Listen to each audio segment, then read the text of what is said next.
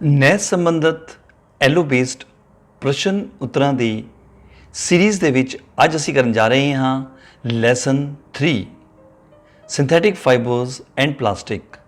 ਸੰਸ਼ਲੇਸ਼ਿਤ ਰੇਸ਼ੇ ਅਤੇ ਪਲਾਸਟਿਕ ਨਾਲ ਸੰਬੰਧਿਤ ਕੁਝ ਮਹੱਤਵਪੂਰਨ ਪ੍ਰਸ਼ਨ ਉੱਤਰ।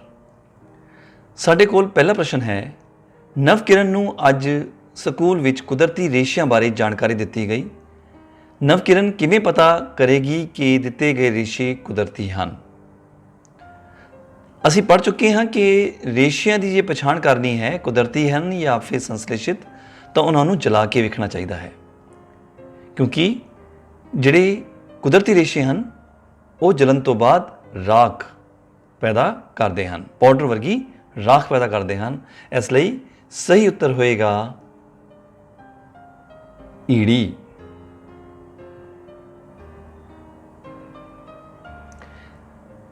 ਨੈਕਸਟ ਸਾਡੇ ਕੋਲ ਹੈ, ਗੁਰਿੰਦਰ ਨੇ ਅੱਜ ਧਿਆਨ ਦਿੱਤਾ ਕਿ ਬਿਜਲੀ ਦੇ ਸਵਿੱਚ ਇੱਕ ਖਾਸ ਪਦਾਰਥ ਦੇ ਬਣੇ ਹੁੰਦੇ ਹਨ। ਉਹ ਪਦਾਰਥ ਕਿਹੜਾ ਹੈ? ਬਿਜਲੀ ਦੇ ਸਵਿੱਚ ਸਾਨੂੰ ਪਤਾ ਹੈ ਕਿ ਨਾ ਰਬੜ ਦੇ ਹੁੰਦੇ ਹਨ, ਨਾ ਲੋਹੇ ਦੇ, ਨਾ ਲੱਕੜ ਦੇ। ਉਹ ਹੁੰਦੇ ਹਨ ਥਰਮੋਸੈਟਿੰਗ ਪਲਾਸਟਿਕ ਦੇ, ਕਿਉਂਕਿ ਥਰਮੋਸੈਟਿੰਗ ਪਲਾਸਟਿਕ ਜਿਹੜੀ ਹੈ ਉਹ ਬਿਜਲੀ ਦੀ ਤੇ ਤਾਪ ਦੀ ਕੁਚਾਲਕ ਹੁੰਦੀ ਹੈ ਤੇ ਉੱਦਾਂ ਵੀ ਸਟਰੈਂਥ ਵੀ ਉਸਦੀ ਜ਼ਿਆਦਾ ਹੁੰਦੀ ਹੈ। ਇਸ ਲਈ ਸਹੀ ਉੱਤਰ ਹੈ ਸੱਸਾ, ਥਰਮੋਸੈਟਿੰਗ ਪਲਾਸਟਿਕ। ਅਗਲਾ ਪ੍ਰਸ਼ਨ ਹੈ, ਹਰਪ੍ਰੀਤ ਕੋਲ 2 ਕਮੀਜ਼ਾਂ ਹਨ, ਇੱਕ ਰੇਸ਼ਮੀ ਅਤੇ ਇੱਕ ਸੂਤੀ। ਪਾਣੀ ਵਿੱਚ ਪਾਉਣ ਤੇ ਕਿਹੜੀ ਕਮੀਜ਼ ਵੱਧ ਪਾਣੀ ਸੋਖੇਗੀ? ਸਾਡੇ ਕੋਲ ਆਪਸ਼ਨਸ ਹਨ ਰੇਸ਼ਮੀ, ਸੂਤੀ, ਦੋਵੇਂ ਬਰਾਬਰ, ਕੁਝ ਕਹਿ ਨਹੀਂ ਸਕਦੇ।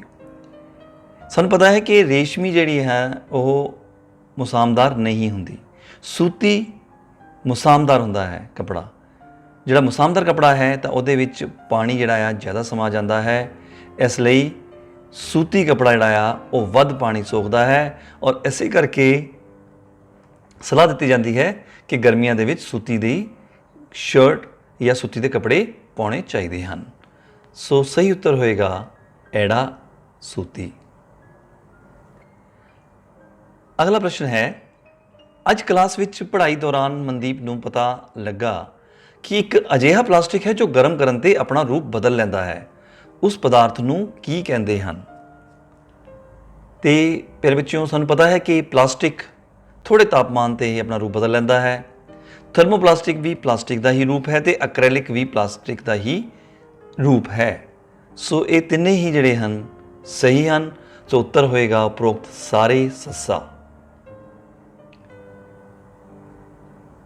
ਪ੍ਰਸ਼ਨ ਨੰਬਰ 5, ਰਵੀ ਦੀ ਮਾਂ ਪਾਣੀ ਦੇ ਲਈ ਹਮੇਸ਼ਾ ਪੈਟ ਦੀ ਬੋਤਲਾਂ ਖਰੀਦਦੀ ਹੈ। ਪੈਟ ਦੀ ਵਰਤੋਂ ਹੋਰ ਕਿਸ ਲਈ ਹੁੰਦੀ ਹੈ? ਬੇਟੇ ਪਹਿਲਾਂ ਤਾਂ ਪੈਟ ਦੀ ਜਿਹੜੀ ਫੁੱਲ ਫਾਰਮ ਹੁੰਦੀ ਹੈ ਉਹ ਹੁੰਦੀ ਹੈ ਪੋਲੀ ਇਥਾਈਲੀਨ ਟੈਰੀਫੈਥਲੇਟ। ਠੀਕ ਹੈ, ਪੋਲੀ ਇਥਾਈਲੀਨ ਟੈਰੀਫੈਥਲੇਟ। ਤੇ ਇਸ ਦੀ ਵਰਤੋਂ ਬਰਤਨ, ਤਾਰਾਂ ਅਤੇ ਫਿਲਮ, ਉਪਰੋਕਤ ਮਤਲਬ ਸਾਰੇ। ਤੇ ਸਹੀ ਉੱਤਰ ਹੋਏਗਾ ਸੱਸਾ।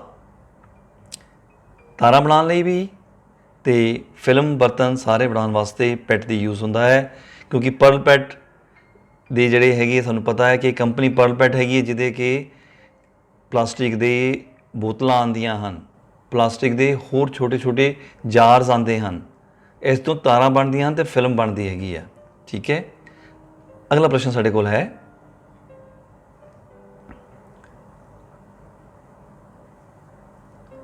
ਵਰਿੰਦਰ ਨੇ ਸ਼ਹਿਰ ਵਿੱਚ ਇੱਕ ਬੋਰਡ ਵੇਖਿਆ ਜਿਸ 'ਤੇ ਪਲਾਸਟਿਕ ਮੁਕਤ ਸ਼ਹਿਰ ਲਿਖਿਆ ਹੋਇਆ ਸੀ। ਪਲਾਸਟਿਕ ਵਾਤਾਵਰਣ ਲਈ ਘਾਤਕ ਕਿਉਂ ਹੈ? ਪਿਆਰੇ ਬੱਚਿਓ, ਅਸੀਂ ਜਾਣਦੇ ਹਾਂ ਕਿ ਪਲਾਸਟਿਕ ਜਿਹੜਾ ਆ ਉਹ ਅਣਖੋਰ ਹੈ, ਉਹ ਖੁਰਦਾ ਨਹੀਂ ਹੈ। ਇਸ ਲਈ ਨਾ ਤਾਂ ਉਸ ਨੂੰ ਮਿੱਟੀ ਵਿੱਚ ਦਬਾਇਆ ਜਾ ਸਕਦਾ ਹੈ, ਨਾ ਪਾਣੀ ਵਿੱਚ ਸੁੱਟਿਆ ਜਾ ਸਕਦਾ ਹੈ, ਨਾ ਹੀ ਉਸ ਨੂੰ ਜਲਾਇਆ ਜਾ ਸਕਦਾ ਹੈ, ਕਿਉਂਕਿ ਜਲਾਉਣ ਦੇ ਨਾਲ ਕੀ ਹੈ ਕਿ ਜ਼ਹਿਰੀਲੀਆਂ ਗੈਸਾਂ ਨਿਕਲਦੀਆਂ ਹਨ। ਇਸ ਲਈ ਸਾਡੇ ਕੋਲ ਜੋ ਆਪਸ਼ਨਸ ਹਨ ਉਹ ਕੀ ਹਨ? ਪਲਾਸਟਿਕ ਜੈਵ ਵਿਘਟਨਸ਼ੀਲ ਹੁੰਦਾ ਹੈ? ਨਹੀਂ। ਪਲਾਸਟਿਕ ਮਜ਼ਬੂਤ ਨਹੀਂ ਹੁੰਦਾ? ਇਹ ਵੀ ਨਹੀਂ। ਪਲਾਸਟਿਕ ਜੈਵ ਅਵਿਘਟਨਸ਼ੀਲ ਹੈ। ਹੁਣ ਮੈਂ ਮਿੱਟੀ ਦੀ ਉਦਾਹਰਨ ਦੇ ਕੇ ਹਟਿਆ ਨਾ ਤੁਹਾਨੂੰ, कि मिट्टी ਦੇ ਵਿੱਚ ਉਹ ਖੁਰਦਾ ਨਹੀਂ ਹੈ, ਠੀਕ ਹੈ, ਉਹਦਾ ਵਿਘਟਨ ਨਹੀਂ ਹੁੰਦਾ। ਇਸ ਲਈ ਸਹੀ ਉੱਤਰ ਹੋਏਗਾ ਈੜੀ, ਪਲਾਸਟਿਕ ਜੈਵ ਅਵਿਘਟਨਸ਼ੀਲ ਹੈ। ਜਿਹੜੇ ਸੂਖਮ ਜੀਵ ਹਨ ਉਸ ਦਾ ਵਿਘਟਨ ਨਹੀਂ ਕਰ ਸਕਦੇ। ਉਸ ਤੋਂ ਬਾਅਦ ਸਾਡੇ ਕੋਲ ਅਗਲਾ ਪ੍ਰਸ਼ਨ ਹੈ, ਪ੍ਰਸ਼ਨ ਨੰਬਰ 7। ਉਹ ਇਹ ਹੈ ਕਿ ਸੁਖਜਿੰਦਰ ਨੂੰ ਅੱਜ ਪਤਾ ਲੱਗਿਆ ਕਿ ਰੇਸ਼ਮ ਦੇ ਕੀੜੇ ਤੋਂ ਮਿਲਦਾ ਹੈ। ਰੇਸ਼ਮ ਦਾ ਕੀੜਾ ਕਿਸ ਦਰਖਤ ਤੇ ਪਾਲਿਆ ਜਾਂਦਾ ਹੈ? ਤੇ ਪਿਆਰੇ ਵਿੱਚੋਂ ਰੇਸ਼ਮ ਦਾ ਕੀੜਾ ਸ਼ਹਿਤੂਤ ਦੇ ਦਰਖਤ ਤੇ ਪਾਲਿਆ ਜਾਂਦਾ ਹੈ। ਤਾਂ ਉੱਤਰ ਆਪਣੇ ਕੋਲ ਹੋਏਗਾ ਊੜਾ, ਸਹਿਤੂਤ ਤੇ। ਨੈਕਸਟ ਹੈ ਸਾਡੇ ਕੋਲ,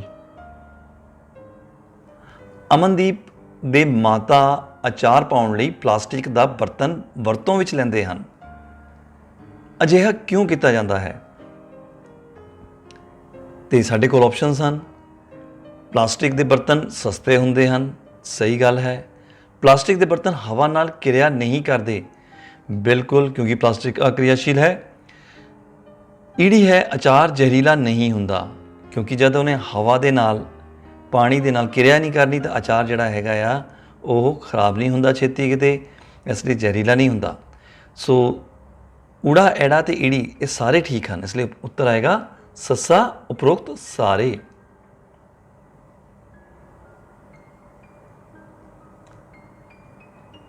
ਪ੍ਰਸ਼ਨ ਨੰਬਰ 9 ਹੈ, ਰਮਨਦੀਪ ਆਪਣੀ ਸਹੇਲੀ ਨੂੰ ਦੱਸਦੀ ਹੈ ਕਿ ਉਸਨੇ ਐਕ੍ਰੀਲਿਕ ਤੋਂ ਬਣਿਆ ਸਵੈਟਰ ਖਰੀਦਿਆ ਹੈ। ਐਕ੍ਰੀਲਿਕ ਤੋਂ ਬਣੇ ਸਵੈਟਰ ਕੁਦਰਤੀ ਰੇਸ਼ੇ ਤੋਂ ਬਣੇ ਸਵੈਟਰ ਤੋਂ ਮਹਿੰਗੇ ਹੁੰਦੇ ਹਨ ਜਾਂ ਸਸਤੇ? ਪਿਆਰੇ ਬੱਚਿਓ, ਐਕ੍ਰੀਲਿਕ ਜਿਹੜਾ ਹੈ ਇਹ ਇੱਕ ਸਿੰਥੈਟਿਕ ਫਾਈਬਰ ਹੈ, ਠੀਕ ਹੈ। ਤੇ ਸਾਨੂੰ ਪਤਾ ਹੈ ਕਿ ਸਿੰਥੈਟਿਕ ਫਾਈਬਰ ਜਾਂ ਬਨਾਵਟੀ ਰੇਸ਼ੇ ਜਿਹੜੇ ਹਨ ਉਹ ਸਸਤੇ ਪੈਂਦੇ ਹਨ ਕੁਦਰਤੀ ਰੇਸ਼ਿਆਂ ਤੋਂ। ਤੇ ਅਸੀਂ ਉੱਤਰ ਲਿਖਾਂਗੇ ਐੜਾ, ਕਿ ਇਹ ਸਸਤੇ ਹੁੰਦੇ ਹਨ। ਪ੍ਰਸ਼ਨ ਨੰਬਰ 10, ਅਲਕਾ ਨੇ ਕੁਝ ਕੱਪੜੇ ਧੋ ਕੇ ਸੁੱਕਣੇ ਪਾਏ। ਕੁਝ ਸਮੇਂ ਬਾਅਦ ਉਸਨੇ ਦੇਖਿਆ ਕਿ ਕੁਝ ਕੱਪੜੇ ਸੁੱਕ ਗਏ ਹਨ, ਜਦਕਿ ਕੁਝ ਕੱਪੜੇ ਅਜੇ ਵੀ ਗਿੱਲੇ ਹਨ। ਕੁਝ ਕੱਪੜੇ ਅਜੇ ਵੀ ਗਿੱਲੇ ਕਿਉਂ ਹਨ? ਦੇਖੋ, ਸੂਤੀ ਕੱਪੜੇ ਨਾਲ ਸੰਬੰਧਿਤ ਪਹਿਲਾਂ ਵੀ ਪ੍ਰਸ਼ਨ ਆਇਆ ਸੀ, ਕਿਉਂਕਿ ਸੂਤੇ ਕੱਪੜੇ ਮਸਾਮਦਾਰ ਹੁੰਦੇ ਹਨ, ਉਹਦੇ ਵਿੱਚ ਜਿਹੜਾ ਪਾਣੀ ਜ਼ਿਆਦਾ ਪਾਣੀ ਨੂੰ ਸੋਖਦੇ ਹਨ। ਇਸ ਕਰਕੇ ਜੇ ਕੱਪੜੇ ਗਿੱਲੇ ਹਨ ਤਾਂ ਡੈਫੀਨੇਟਲੀ ਉਹ ਸੂਤੀ ਕੱਪੜੇ ਹੋਣਗੇ। ਸੰਸਲੇਸ਼ਿਤ ਰੇਸ਼ੇ ਦੇ ਵਿੱਚ ਜ਼ਿਆਦਾ ਦੇਰ ਤੱਕ ਪਾਣੀ ਟਿਕਦਾ ਨਹੀਂ ਹੈਗਾ ਆ, ਉਹਨੂੰ ਇੱਕ ਵਾਰੀ ਝਾੜੋ, ਪਾਣੀ ਜਿਹੜਾ ਹੈਗਾ ਉਹ ਸਾਰਾ ਨਿਚੜ ਜਾਂਦਾ ਹੈ। ਅਤੇ ਇਸ ਲਈ ਸਹੀ ਉੱਤਰ ਹੋਏਗਾ ਐੜਾ, ਇਹ ਸੂਤੀ ਕੱਪੜੇ ਦੇ ਬਣੇ ਹਨ, ਕਿਉਂਕਿ ਸੂਤੀ ਕੱਪੜਾ ਜਿਹੜਾ ਆ ਉਹ ਜ਼ਿਆਦਾ ਪਾਣੀ ਨੂੰ ਸੋਖਦਾ ਹੈ।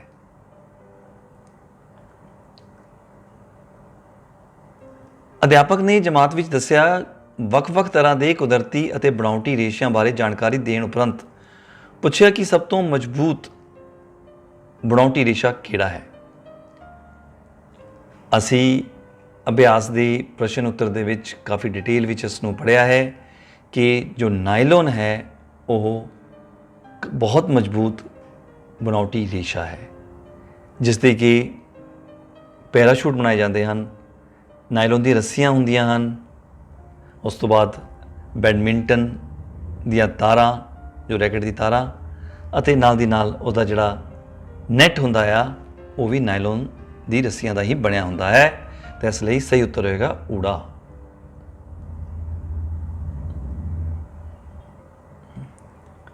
ਬਲਕਰਨ ਨੇ ਕੁਦਰਤੀ ਅਤੇ ਬਣਾਉਟੀ ਰੇਸ਼ਿਆਂ ਦੀ ਪਰਖ ਕਰਦੇ ਸਮੇਂ ਅਧਿਆਪਕ ਵੱਲੋਂ ਦਿੱਤੇ ਰੇਸ਼ੇ ਦੇ ਨਮੂਨੇ ਨੂੰ ਜਦ ਅੱਗ ਨਾਲ ਜਲਾ ਕੇ ਦੇਖਿਆ ਕਿ ਨਮੂਨਾ ਹੌਲੀ-ਹੌਲੀ ਜਲਣ ਤੋਂ ਬਾਅਦ ਸੁੰਗੜ ਕੇ ਇੱਕ ਠੋਸ ਗੋਲਾ ਬਣ ਗਿਆ ਹੈ। ਇਹ ਰੇਸ਼ਾ ਕਿਹੜਾ ਹੈ? ਅਸੀਂ ਇਸ ਤੋਂ ਪਹਿਲਾਂ ਇੱਕ ਪ੍ਰਸ਼ਨ ਵਿੱਚ ਕੁਦਰਤੀ ਰੇਸ਼ੇ ਬਾਰੇ ਜਾਣਿਆ ਸੀਗਾ ਕਿ ਜਦੋਂ ਜਲਾਉਂਦੇ ਹਾਂ ਤਾਂ ਉਹ ਰਾਖ ਦਾ ਰੂਪ ਲੈ ਲੈਂਦਾ ਹੈ, ਲੇਕਿਨ ਜਿਹੜਾ ਬਣਾਉਟੀ ਰੇਸ਼ਾ ਹੈ ਉਹ ਜਲਣ ਤੋਂ ਬਾਅਦ ਠੋਸ ਗੋਲਾ ਬਣ ਜਾਂਦਾ ਹੈ। ਅਤੇ ਸਾਨੂੰ ਇਹਦੇ ਵਿੱਚ, ਕਿਉਂਕਿ ਸੂਤ ਜਿਹੜਾ ਆ ਇਹ ਕੁਦਰਤੀ ਹੈ, ਉੱਨ ਵੀ ਕੁਦਰਤੀ ਹੈ, ਅਤੇ ਨਾਇਲੋਨ ਜਿਹੜਾ ਹੈ ਇਹ ਬਣਾਉਟੀ ਹੈ, ਇਸ ਲਈ ਸਹੀ ਉੱਤਰ ਹੋਏਗਾ ਐੜਾ।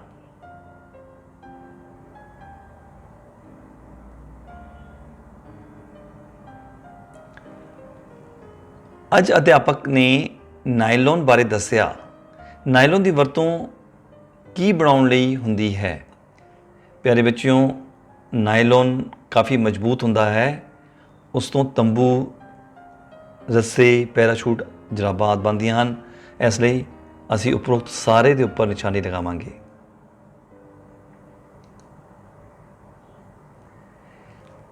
ਟੈਰੀਲੀਨ ਕਿਸ ਦੀ ਉਦਾਹਰਣ ਹੈ? ਨਾਇਲੋਨ, ਰੇਯੋਨ, ਪੋਲੀਐਸਟਰ, ਇਹਨਾਂ ਵਿੱਚੋਂ ਕੋਈ ਨਹੀਂ। ਤਾਂ ਪਿਆਰੇ ਵਿੱਚੋਂ ਜੋ ਟੈਰੀਲੀਨ ਹੈ ਇਹ ਪੋਲੀਐਸਟਰ ਦੀ ਉਦਾਹਰਣ ਹੈ। ਈੜੀ।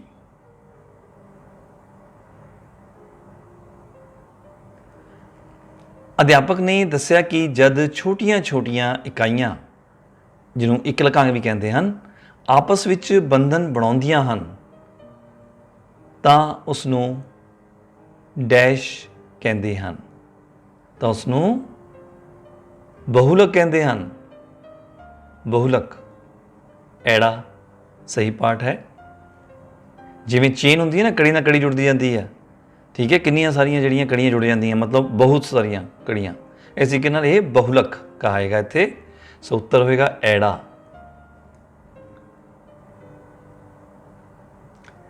ਪ੍ਰਸ਼ਨ 16 ਹੈ ਸਾਡੇ ਕੋਲ। ਉਹ ਕਿਹੜਾ ਰੇਸ਼ਾ ਹੈ ਜਿਸ ਦੇ ਗੁਣ ਰੇਸ਼ਮ ਵਰਗੇ ਹੁੰਦੇ ਹਨ? ਸਾਡੇ ਕੋਲ ਆਪਸ਼ਨਸ ਨਾਇਲੋਨ, ਰੇਯੋਨ, ਪੋਲੀਐਸਟਰ, ਇਹਨਾਂ ਵਿੱਚੋਂ ਕੋਈ ਨਹੀਂ। ਤਾਂ ਉੱਤਰ ਹੋਏਗਾ ਰੇਯੋਨ। ਰੇਯੋਨ ਜਿਹੜਾ ਆ ਇੱਕ ਤਰੀਕੇ ਦਾ ਇਹ ਬਣਾਉਟੀ ਰੇਸ਼ਮ ਹੈ, ਠੀਕ ਹੈ ਜੀ। ਤਾਂ ਉੱਤਰ ਹੋਏਗਾ ਰੇਯੋਨ।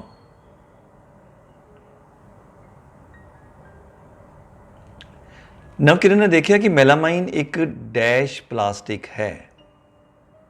ਮੈਲਾਮਾਈਨ ਕਾਫੀ ਮਜ਼ਬੂਤ ਹੁੰਦਾ ਹੈ ਤੇ ਹੀਟ ਰੈਜ਼ਿਸਟੈਂਟ ਹੁੰਦਾ ਹੈ, ਤਾਪ ਦਾ ਰੋਧਕ ਵੀ ਹੁੰਦਾ ਹੈ। ਤਾਂ ਥਰਮੋਸੈਟਿਕ ਦਾ ਜਿਹੜਾ ਆ ਜ਼ਿਆਦਾ ਤਾਪ ਚੱਲਦਾ ਨਹੀਂ ਹੈਗਾ ਆ, ਪੋਲੀਐਸਟਰ ਵੀ ਨਹੀਂ ਚੱਲਦਾ। ਤਾਂ ਥਰਮੋਸੈਟਿਕ ਪਲਾਸਟਿਕ ਹੈ ਨਾ, ਇਹ ਸਹੀ ਉੱਤਰ ਹੈ ਐੜਾ।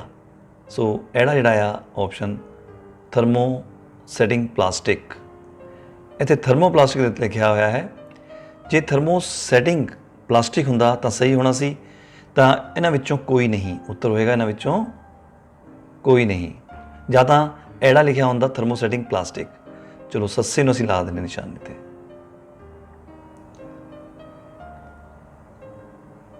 ਪ੍ਰਸ਼ਨ 18 ਹੈ। ਸਰਬਜੀਤ ਨੇ ਗਰਮੀਆਂ ਦੀ ਰੁੱਤ ਵਿੱਚ ਪਹਿਨਣ ਲਈ ਕੁਝ ਕਮੀਜ਼ਾਂ ਖਰੀਦਣੀਆਂ ਹਨ। ਤੁਸੀਂ ਉਸ ਨੂੰ ਹੇਠ ਲਿਖਿਆਂ ਵਿੱਚੋਂ ਕਿਹੜੀਆਂ ਕਮੀਜ਼ਾਂ ਖਰੀਦਣ ਦੀ ਸਲਾਹ ਦਿਓਗੇ? ਸਾਡੇ ਕੋਲ ਆਪਸ਼ਨਸ ਦਿੱਤੀਆਂ ਹੋਈਆਂ ਹਨ। ਸੰਸ਼ਲੇਸ਼ਿਤ ਰੇਸ਼ਿਆਂ ਤੋਂ ਬਣੀਆਂ, ਰੇਸ਼ਮ ਦੀਆਂ, ਸੂਤੀ, ਇਹ ਸਾਰੀਆਂ ਗਰਮੀਆਂ ਦੀ ਗੱਲ ਕਰਦੇ ਹਾਂ। ਤੇ ਸਾਨੂੰ ਪਤਾ ਹੈ ਕਿ ਜਿਹੜੇ ਸੰਸ਼ਲੇਸ਼ਿਤ ਰੇਸ਼ੇ ਹੁੰਦੇ ਹਨ ਉਹਨਾਂ 'ਚ ਮੁਸਾਮ ਬਹੁਤ ਘੱਟ ਹੁੰਦੇ ਹਨ, ਠੀਕ ਹੈ। ਜਿਹੜੇ ਸੂਤੀ ਹੁੰਦੇ ਹਨ ਮੁਸਾਮਦਾਰ ਹੁੰਦੇ ਹਨ ਕੱਪੜੇ ਇਹ, ਅਤੇ ਇਹਦੇ ਵਿੱਚ ਹਵਾ ਆਰ ਪਾਰ ਹੋ ਜਾਂਦੀ ਹੈ, ਚੰਗੀ ਤਰੀਕੇ ਨਾਲ ਹੋ ਜਾਂਦੀ ਹੈ। ਦੂਜੀ ਗੱਲ, ਇਹ ਪਾਣੀ ਨੂੰ ਵੀ ਸੋਖਦੇ, ਮਤਲਬ ਪਸੀਨੇ ਨੂੰ ਵੀ ਸੋਖਦੇ ਹਨ, ਜਿਹਦੇ ਨਾਲ ਸਾਨੂੰ ਠੰਡਕ ਮਹਿਸੂਸ ਹੁੰਦੀ ਹੈ। ਇਸ ਲਈ ਗਰਮੀਆਂ ਦੇ ਵਿੱਚ ਸੂਤੀ ਦੇ ਕੱਪੜੇ ਪਹਿਨਣੇ ਲਾਹੇਵੰਦ ਹਨ।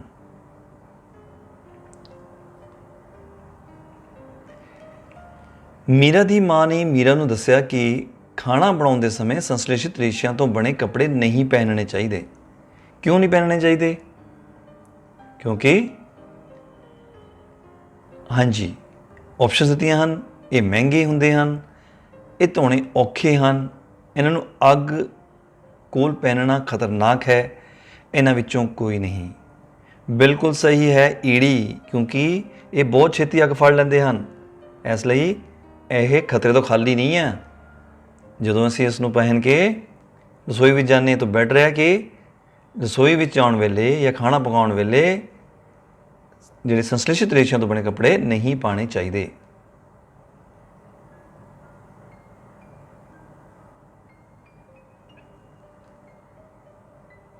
ਅਧਿਆਪਕ ਨੇ ਵਿਦਿਆਰਥੀਆਂ ਨੂੰ ਵਾਤਾਵਰਣ ਨੂੰ ਸਾਫ਼ ਅਤੇ ਸਵੱਛ ਬਣਾਈ ਰੱਖਣ ਲਈ ਡੈਸ਼ ਦਾ ਸਿਧਾਂਤ ਦੱਸਿਆ। ਤੇ ਉਹ ਸਿਧਾਂਤ ਬੇਟੇ ਕਿਹੜੇ ਹਨ? ਰਿਡਿਊਸ ਮਤਲਬ ਯੂਜ਼ਲੈਸ, ਘੱਟ ਯੂਜ਼ ਕਰੋ। ਰੀਯੂਜ਼ ਉਹਨੂੰ ਦੁਬਾਰਾ ਤੇ ਯੂਜ਼ ਕਰ ਲਓ, ਯੂਜ਼ ਅਗੇਨ। ਫਿਰ ਰੀਸਾਈਕਲ, ਉਸ ਨੂੰ ਦੁਬਾਰਾ ਚੱਕਰਿਤ ਕੀਤਾ ਜਾ ਸਕਦਾ ਹੈ। Recover, get again. ਸੋ ਇਹ 4 ਆਰ ਬਣਦੇ ਹਨ। ਸੋ ਸਹੀ ਉੱਤਰ ਹੋਏਗਾ ਐੜਾ।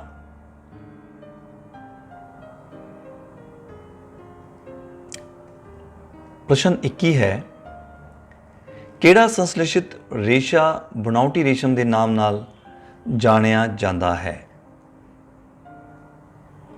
ਨਾਇਲੋਨ ਬਣਾਉਟੀ ਰੇਸ਼ਾ ਹੈ, ਟੈਰਲਿਨ ਬਣਾਉਟੀ ਹੈ, ਰਿਓਨ ਵੀ ਬਣਾਉਟੀ ਰੇਸ਼ਾ ਹੀ ਹੈ। ਲੇਕਿਨ ਇਸ ਨੂੰ ਕਈ ਵਾਰ ਪ੍ਰਸ਼ਨ ਆਉਂਦਾ ਹੈ ਕਿ ਜਿਸ ਨੂੰ ਬਣਾਉਟੀ ਰੇਸ਼ਾ ਨਹੀਂ ਸਮਝਿਆ ਜਾ ਸਕਦਾ। ਲੇਕਿਨ ਇੱਥੇ ਅਸੀਂ ਕੁਐਸਚਨ ਨੂੰ ਧਿਆਨ ਨਾਲ ਪਹਿਲਾਂ ਪੜ੍ਹ ਲਈਏ ਕਿ ਪ੍ਰਸ਼ਨ ਕੀ ਹੈ। ਪ੍ਰਸ਼ਨ ਇਹ ਹੈ, ਕਿਹੜਾ ਸੰਸ਼ਲੇਸ਼ਿਤ ਰੇਸ਼ਾ ਬਣਾਉਟੀ ਰੇਸ਼ਮ ਦੇ ਨਾਮ ਨਾਲ ਜਾਣਿਆ ਜਾਂਦਾ ਹੈ? ਬਣਾਉਟੀ ਰੇਸ਼ਮ, ਆਰਟੀਫਿਸ਼ੀਅਲ ਸਿਲਕ, ਤਾਂ ਉਸਦਾ ਉੱਤਰ ਹੈ ਰਿਓਨ। ਜਿਹੜਾ ਰਿਓਨ ਨੂੰ ਬਣਾਉਟੀ ਰੇਸ਼ਾ ਜਾਂ ਆਰਟੀਫਿਸ਼ੀਅਲ ਸਿਲਕ ਦੇ ਨਾਮ ਨਾਲ ਜਾਣਿਆ ਜਾਂਦਾ ਹੈ।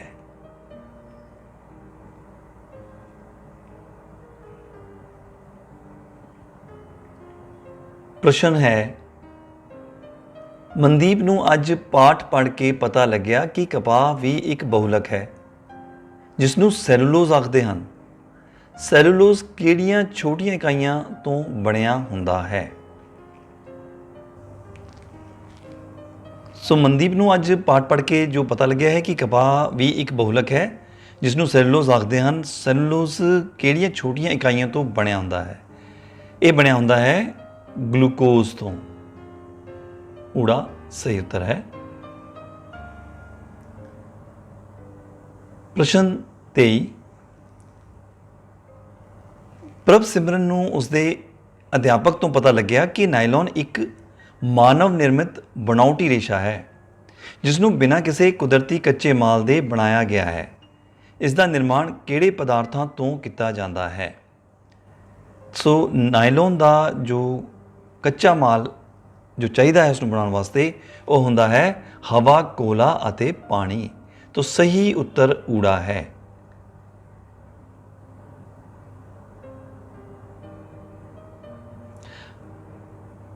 ਤਾਂ ਇਸ ਦੇ ਨਾਲ ਹੀ ਜੋ ਨਹਿਸ ਸੰਬੰਧਤ ਸਾਡੇ ਕੋਲ ਕੁੱਲ ਪ੍ਰਸ਼ਨ ਸਨ 23, ਇਹ ਅਸੀਂ ਕਰ ਲਏ ਹਨ। ਇਸ ਤੋਂ ਇਲਾਵਾ ਵੀ ਜੇ ਸਾਡੇ ਕੋਲ ਹੋਰ ਪ੍ਰਸ਼ਨ ਆਉਂਦੇ ਹਨ ਉਸ ਦੀ ਵੀ ਵੀਡੀਓ ਤੁਹਾਡੇ ਤੱਕ ਪਹੁੰਚ ਜਾਏਗੀ। ਤੇ ਜਦ ਤੱਕ ਨਹਿਸ ਸੰਬੰਧਤ ਹੋਰ ਪ੍ਰਸ਼ਨਾਂ ਉੱਤਰਾਂ ਦੀ ਲੜੀ ਤਦ ਤੱਕ ਪਹੁੰਚਦੀ ਹੈ, ਉਦ ਤੱਕ ਮੇਰੇ ਵੱਲੋਂ ਤੁਹਾਨੂੰ ਸਾਰਿਆਂ ਨੂੰ ਪਿਆਰ ਭਰੀ ਸਤਿ ਸ੍ਰੀ ਅਕਾਲ ਤੇ ਬਹੁਤ ਬਹੁਤ ਸ਼ੁਭਕਾਮਨਾਵਾਂ। ਧੰਨਵਾਦ।